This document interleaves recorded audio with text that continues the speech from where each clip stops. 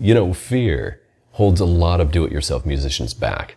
Let's talk about the mindset that can flip that fear on its head and have you getting more fans more quickly, and they'll even be better fans.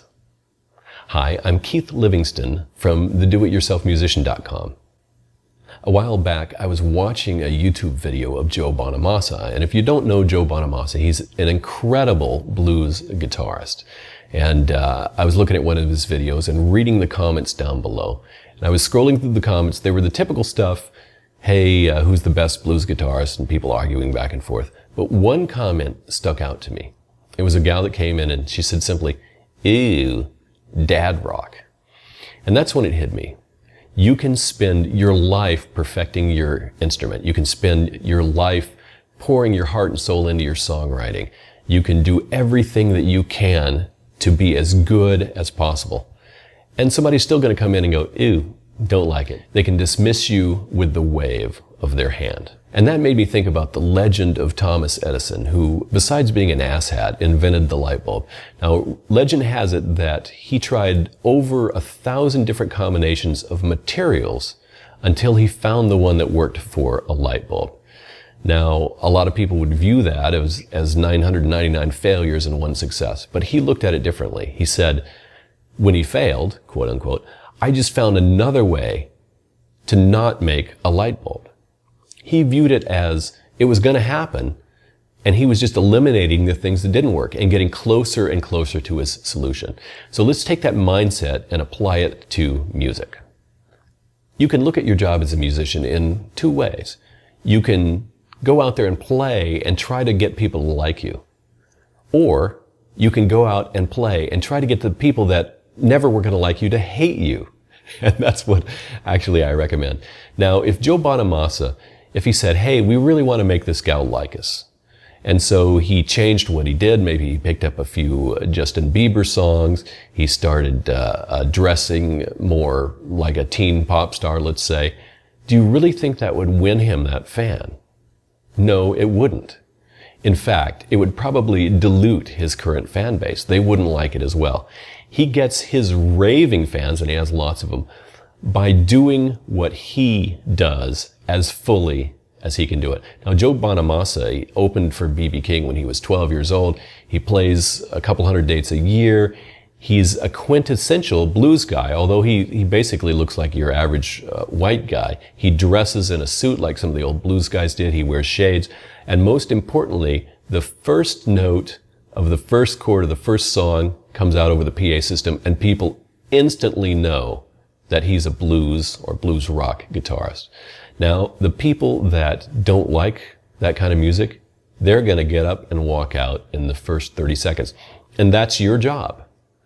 Because getting the people that hate you to really, really hate you is going to take you down the same path as really honing in on your target audience and playing the stuff that they love, absolutely love.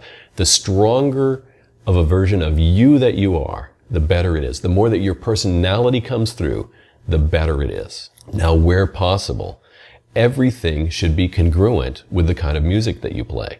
So if you play the Scottish accordion, your graphics should let people know what it is that you do. Your stage presence should go well with that kind of music so that you're the most powerful and congruent force toward the people that love that kind of music.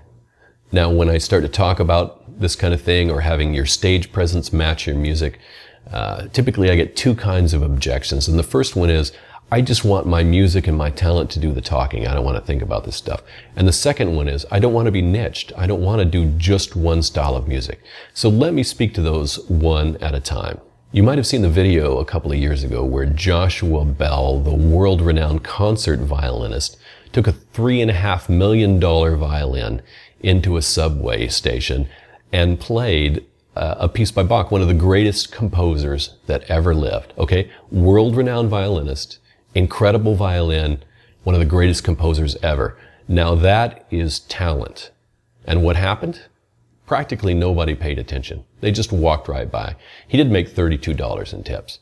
So unless you think that you're more talented than a world-renowned violinist playing the incredible violin by the greatest composer that ever lived, just talent alone may not be enough to get you by. You might need something else first, and that is attention. People are distracted in the modern world, and you need to grab their attention, stop them, and force them to listen to you, to give them a chance to understand what you do and to love what you do. Now, how do you do that? Well, one way is to be the strongest version of you possible and play the strongest version of the music that you do. So if you're a blues artist, you want that first note and that first chord and that first sound to just resonate blues so that people know immediately. If people love the blues and they hear the blues, something they know is something they love, boom, their attention is on it. If you try to water it down, maybe not so much. Now let's suppose you don't want to be limited to a particular niche. If you want to be eclectic and make it that your thing, you can do that as well. Frank Zappa is a good example. He had an incredible variety of musical styles mixed in with his styles. It was quirky. He had tempo changes. He had timing changes. He had interesting, sometimes weird lyrics. And his audience came to expect that. So even though you couldn't pin him down and say, hey, you only play this style of music, he made it work for his audience. He made it his thing. And you know what? Even if you're bland, you can make that your thing. You can wear bland clothes. You can call yourself Stan and Anna Blanda. You could call your musicians your backup bland. You could be bland in between songs and make it your thing. Make it something that people talk about. Own it. And that's what we're talking about. Owning what it is that you do. So here's what taking on this mindset can do for you. When you launch into your first song and by, the end of the first verse, you see 10 people get out and walk out, you know you've nailed it. You know that you've let those people know who you are and they aren't your audience. Those seats are now available to someone who could love what it is you do.